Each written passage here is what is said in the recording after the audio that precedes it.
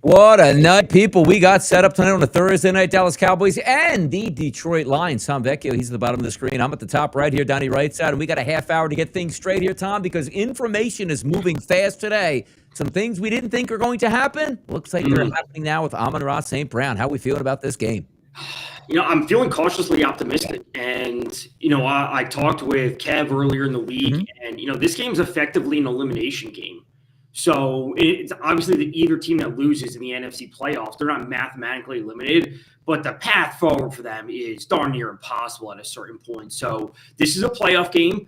St. Brown is in, as we were discussing right before we came on. Some of these lines have changed drastically. Yeah. I'm on the Cowboys at +3.5. I would play the under. Yeah. And I know that sounds crazy to some people, but I think this game is too important for the teams to want to try to turn this game into 33-30. Yeah, we're getting some massive, massive numbers. So let me just jump over here and let's take a look at where the lines sit at this point right now. Focus on that screen big so everybody can see it. Obviously, Dak Prescott, Jared Goff going to be starting tonight. 8:15 start. The 5.5s, Tom, at the opening number here at FanDuel that we see have turned into 3s today. But now as we get closer to game time, the prevailing number is 3.5 across the board. But that total, Tom, 53.5, 54.5, we now see creeping up to 55.5, which is astronomical, which means 31-24 is a shootout. You lose if you took the over. It's just too much. I know Dallas, everyone's going to talk about, their defense, and it got better. They played the Raiders, and, that's not that much of a test. They played the Eagles, and they played the Chiefs, then they looked up and down. The question I really have is, and this is what I was actually thinking of before St. Brown got ruled in, and tell me how much of this you agree with. Okay. But let's say I was operating, my thought process was operating under the assumption that St. Brown was not going to play. This is what I was thinking earlier in the day. No St. Brown, no Sam Laporta, no Brock Wright, even their backup tight end. Do you think the Lions would want to turn this game into a shootout, knowing the importance of it? Or do you think they would say, Gibbs, Montgomery, you guys got to carry the load tonight? Therefore, I'd be leaning on the under because Detroit does not have the offense to keep up with Dallas. This was before St. Brown was ruled in. Yeah. So that's where I was a little bit hesitant on things, where I was like, I just see this as a Montgomery and Gibbs game. I'm with you. I'm the same way, Tom. And it's not that they can't get 60 points in this game. They're two offenses when they get going. If it's a shootout, yes, they can do that. But if you're looking at advantages, too, and I was talking with Kevin as well on Game Time Decisions and saying to myself, if you are Detroit and Dallas, this is an eliminator game. And yes, you can get high-scoring games, Tom, but usually we get those the second week of the season. Right. Hey, we're playing for everything. Let's go all in. Now every single possession matters because if you mess up, you're going to be out of the playoffs. So when I take a look at Jared Goff, as you see here on the screen, 261.5 is his prop, Tom, I look at him towards the under tonight because I do think it's going to be a game that's going to be led by Jahmyr Gibbs and also David Montgomery to set the tone. Now, we saying that, you can't pop off, but as Tom was saying, if you didn't have Amon-Ra St. Brown, which we're going to get to in a second, Jameis Williams is good, but Dallas knows he's good. That's two guys rolled coverage to him and say, hey, Isaac Tesla beat us and Kennedy beat us, which I don't think there's a lot of big plays between those two guys moving it down the field. So we just look at the quarterback props. Dak is interesting, but I looked at the 261, Tom, and I'm like, that's an under for me. Yeah, it has to be. And I was thinking the same way. If you're not going to eliminate Williams, you're not going to eliminate Gibbs from the game, but if you just slow them down, to your points, you have to make the other guys beat you. Russ Dwelly, the third-string tight end. Yep. All these third- and fourth-string receivers. They would just have to say, you have to beat us, because at a certain point, Lamb and Pickens and Ferguson and Williams on the other side would be better than what the Lions have. I still think they are better than what the Lions have, even with St. Brown in. I'm assuming, and based on some of the clips I saw of him in warm-ups, I have to assume he's not 100%. And I think I'm not going to say that's a fact, but I am operating as if that's a fact. He is playing at 80% capacity. So whatever we expect from St. Brown, we have to take that down 10% in variance and know that he can't operate the same way he normally does. No, 100%, Tom. You're right about this. If you are a game time decision, that means you're not all there, which means I can run a route over the middle, take a hit. Oh, no, I rolled my ankle again. Now I'm out this week, the rest of the game, and also for weeks there. This is how important this game is, Tom. Detroit comes in, 10-2, 9-2, whatever it would be. He's not playing in this football game. He's sitting. That's how important this game is tonight, where they're going to try to give it a go and everything. So let's get to the receiving props tonight, because that's the interesting part, Tom. Earlier today, Tom Kennedy sits at 7.5 right now. He was up to 27.5. You take a look at Isaac Tesla, 17.5. He was 37.5 today. Also, you take a look here at the top of the screen. If we scroll up and get my guy, Jameson Williams, 63.5. He was 83.5 earlier today. You are getting steep discounts where I'm not saying Kennedy won't catch a pass now, because that's all he needs to do. I'm not saying Tesla has to catch a pass because that's all he has to do. But I look at Jameson Williams, 63.5. Now I'm starting to get a discount, because understand this. Amon-Ra St. Brown is going to still draw the coverage. He's not 100%. I think this is a great chance for Williamson now, where you're getting a discount that I actually like. I would agree. And, it's like when you look at projections, the projections were based on, at least what I look at, was obviously St. Brown not playing. Yeah. And we have to think, like, how much of that is actually going to be changed with him in? Because, like I said, Dow's out in front by 10 points. I don't think it's going to surprise anyone. And at that point, Jameson Williams is a fantastic option. So, fading some of these secondary, like these third, fourth string receivers, I have no issue with, and you still want to go there. But man, Jameson Williams at 60 plus, like, they need him to be that guy tonight, because they have to assume that St. Brown can't give it a full go for all 4 quarters. So if St. Brown re-injures himself, this Jameson Williams line is going to pop up to 80, 90 live. Now look at these two guys, CeeDee Lamb and George Pickens. Side by side, they've been there all day. CeeDee now is taking the lead at 84.5 and George Pickens 83.5. Those are astronomical. Usually, Tom, it's like, okay, we got two guys in the low 60s. Like usually they line up like A.J. Brown and Devontae Smith. Two good wideouts, 61.5 and 55.5. Both of these guys are mid-80s. This is insanity at this point. I'm not saying neither one of them can get there, but the odds were both of these guys are going to get their numbers. Who do you take in this? Because I like to ride the hot hand with George Pickens, to be honest. I know they're going to roll coverage more to CeeDee Lamb, but George Pickens for me with the explosiveness, but they can both get there. It's just so odd to see two wide receivers that high up. It really is. I'm on Pickens tonight. I'm on Pickens tonight for TD. I just like the way, no anytime touchdown yet. I guess I just said I have Pickens on for a TD, so I am on it for a TD. But I like the way Pickens has been playing this year. Like, it's been an unbelievable season for him. And knowing that the Steelers let him go is crazy. Yeah. But he's been fantastic. I like the yards after the catch ability that he has. And I know this Detroit defense has looked better, but also the level of competition, I'm going to say, hasn't necessarily been the same. And they showed some flaws against the Packers, but prior to that, they were looking pretty good for a while. And, with all the injuries they had in the secondary, this is a real explosion spot for the Cowboys. And I think Pickens is going to be that guy tonight. Now, there's also some other ones that because Amon-Ra St. Brown is 64.5. He's typically much, much higher than that. You are getting a discount on him, but I'm under the adage, Tom. You're not outsmarting yourself with Amon-Ra St. Brown.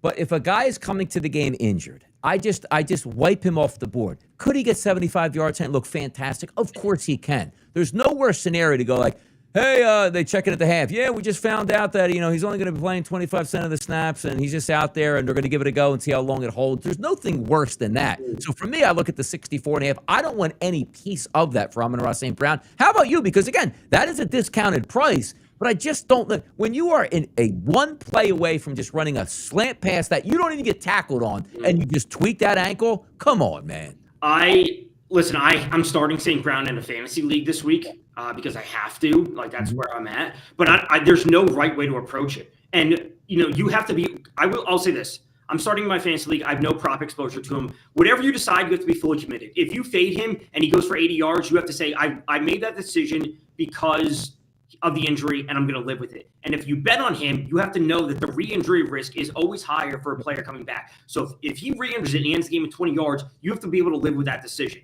right? So you just have to make your choice and live with it. And if he goes for 100 yards tonight and you didn't play his props at a discount, so be it. You move on to Sunday slate. And if you bet on him on the over and he ends up getting re-injured, you also have to live with that. Like there's no answer that's right for everyone. You just have to make your choice and go on. I'm starting him in a fantasy league, and if he gets hurt after one play, then I'm just dust. It happens. Yeah.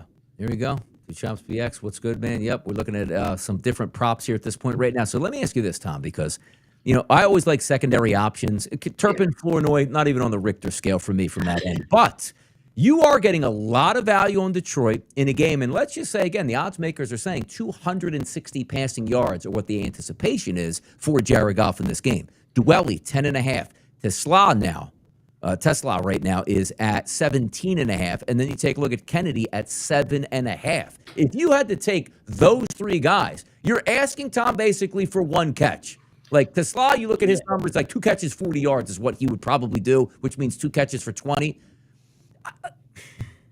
I got to tell you, it's probably Kennedy for me at 7.5. Like I'm asking for one catch. It is. It's the same. So Kennedy last week on Thanksgiving, when he stepped into seeing more time after St. Brown got hurt, like he ran a lot of his routes out of the slot. I don't know if it was all of them, but a good amount were out of the slot. So, and that's where St. Brown plays. So even if St. Brown does play the whole game, but they play him on 50, 60, 70% of snaps, that player stepping in, at least in 3 wide receiver sets, is going to be Tom Kennedy. So I like Kennedy over 7.5. Listen, if you got his number much higher and he played it over 15, 16, whatever it might have been earlier, that's obviously just tough. But I would take him over 7.5. I would take him 9.5. I think is a reasonable line to go up to in that spot. I also have a ton of interest in Gibbs, obviously. Just his explosiveness.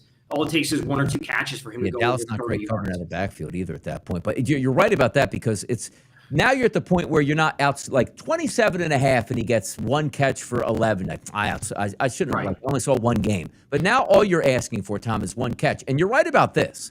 It's not as if in the NFL where Amon-Ra St. Brown, he is going to cherry pick because they need him in for the most important packages. But if you tell me he's going to get 15 pass routes tonight, and also 15 pass routes meaning like he's in a running formation and they check out of it and he's in the slot and they throw a pass and it's an 8-yard play, you're going to cash a ticket. I don't mind that. Like if he winds up 0 catches, 0 yards, and you bet 7.5, I wouldn't be that upset with it, because all you're asking for 1 opportunity. Now, he catches the ball for 7 yards, you're going to scream and knock the TV down, but that's the way I would play it here. So also the running back position, I think you're right on this too. Like it just feels like to me, Tom, Gibbs, and more Gibbs tonight. Because when we look at his passing props, or receiving props, I should say, 33.5. But we get into the rushing props. Before we even look at that number, which has been climbing all day to 80.5 at FanDuel, I look at the rushing attempts, and they're up higher as well. This was 15.5 this morning. I honestly believe Gibbs should get 16 carries. Hey, 16.5, you got to get 17. Yeah, there's a legitimate chance to me. Gibbs, 18, 19, 20 carries is a possibility tonight. That's what I look at as well for him. I would have looked at that if St. Brown wasn't playing. And, I know like I'm operating under the assumption that St. Brown's not healthy, but with him in there, I think they have to try to operate the offense normally, and that means at least staying committed to the passing game. If we knew for certain that St. Brown wasn't playing, like I said, coming in at the top, it would have to be a big Gibbs and Montgomery game. Now I'm a little bit all over the place. If Dallas pulls out in front, Gibbs just won't have those chances. That's why I prefer him in the passing game compared to the rushing game. I would play Montgomery in the rushing game before I played Gibbs. Yeah, Montgomery's sitting at 35.5. You have to figure, too, because it's always like correlations, right? You take a look and say to yourself, if they are going to win on the ground, it's not a true 50-50 split like it might have been in the past. It's more slanted towards Gibbs. But if you're telling me I'm going to get 8 carries out of Montgomery, which isn't astronomical, and he averages 4.5 yards per carry, that's 36 right there. So if you're taking, for me, if he gets 8 carries, he's supposed to get 35.5 yards. He could get 7 and get more. But I do think Montgomery could be in line for closer to 10 carries. I agree with you there. Gibbs, 80.5 makes sense. He could hit that home run. I'm just trying to weigh the Dallas Cowboys defense and what it actually is right now, because you went up against Kansas City. Not a great running game. The Eagles don't have a running game at all at this point right now. And before that, it was the Raiders, who stink out loud as well. This is the first true test that they're going to get where a legitimate running game is there. I think it can happen. Any other looks here? I always get a kick out like Turpin, 4.5. You're asking for 1 carry, which he can get. And if he gets 1 carry and 4 yards, so be it. Or Malik Davis, 9.5. He showed some bursts as well to go along with Javonte Williams. This is what I would say. So speaking of recent results for the Cowboys, when it looks at their defensive run stats over the last 4 games, which essentially encapsulates this sample size that we were talking about, where it's kind of terrible. They are 5th in rush success rate, right, which is obviously fantastic. However, they're actually 29th in EPA per rush allowed. So, like, I don't want to say like they're running hot because of these matchups, but like the underlying metrics kind of suggest that they're pretty terrible right now, even though they are getting good box score results because they're holding, Pacheco to 11 yards and Kareem Hunt did nothing. Saquon didn't have a big game. Genty didn't do anything. So again, I think there is a path forward for Montgomery on the ground today.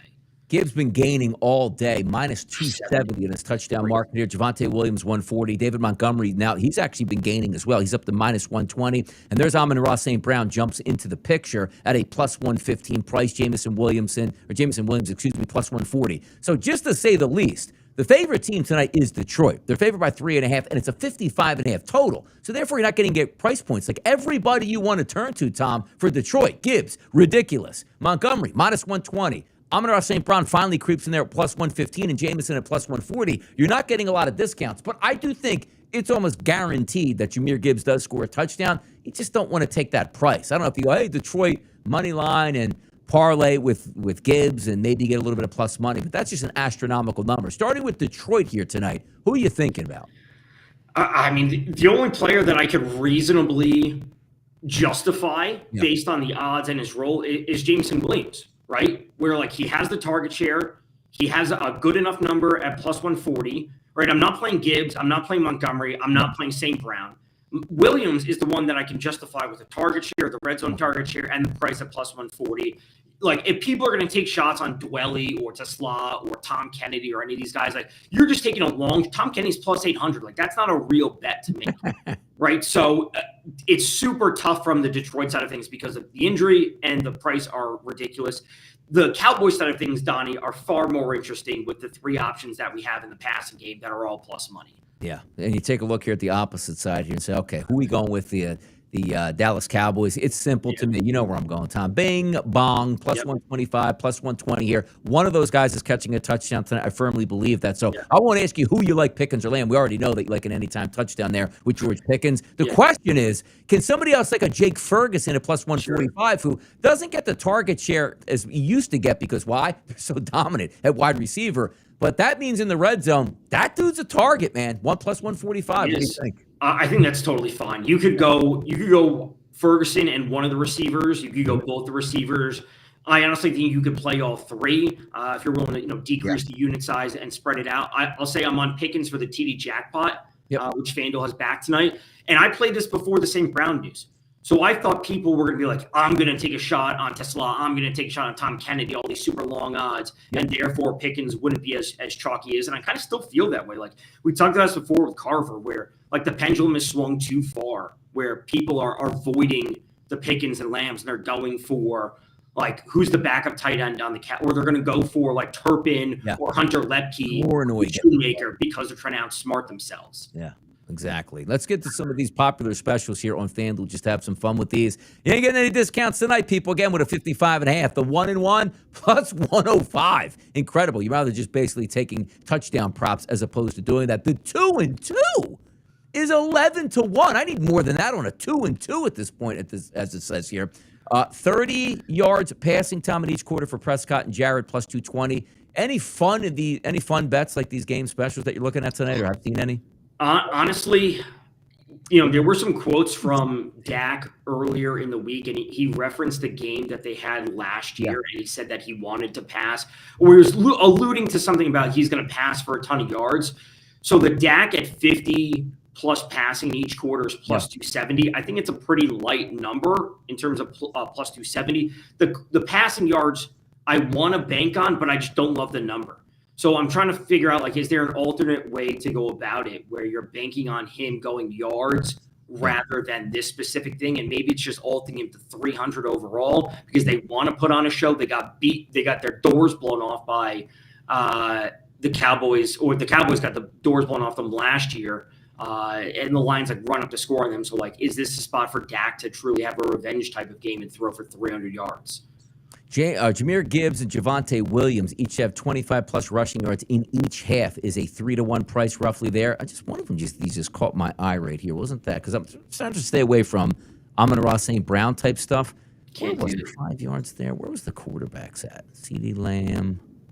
Jameson, 40. 600 yards for and you're only getting plus 175 is. Yeah, exactly. Like there's some of these that are so low. It's like you've got to be kidding me. Where's the one? Oh, the one. Yeah, Dak Prescott and Jared Goff each have 15 passing yards each quarter. It should happen, but it's still a minus 170 price at that point where it's not like, hey, I really want to take it. But if you said, you know what, Donnie, juice doesn't matter.